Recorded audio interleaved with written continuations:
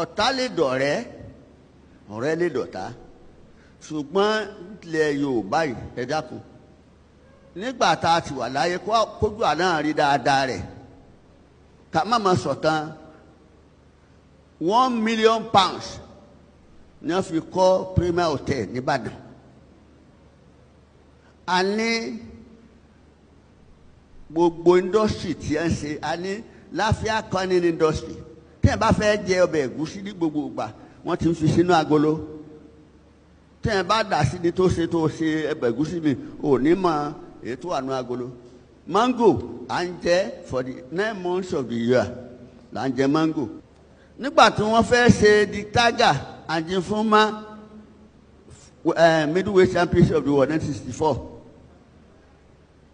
nígbà tí Jack Solomon tó máa promote yẹ ó wá inspect ó wá yẹ gbogbo àǹfààní tó wà ńbẹ̀ nígbà tó dé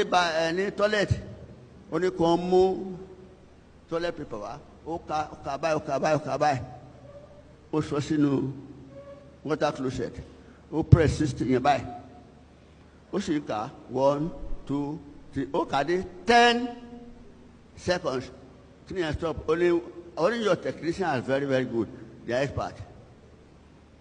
wọ́n fẹ́ jàjà lálẹ́ bó wá sí jàjà lálẹ́ tí bó láti ríra wa wọ́n wá ní ká wá sí Liberty Stadium nírọ̀lẹ́ wọ́n tan floodlight ó sì mú coin ó ta sókè ó ní kan mọ́ mu ó ní tá a bá dúró bí tá a bá lè wo side wo ló face up ó ní náà yàn ọ̀dà nígbà tó ó ní olóda ó ní this is a crown side only your engineers are one of the best in the world Jack Solomon.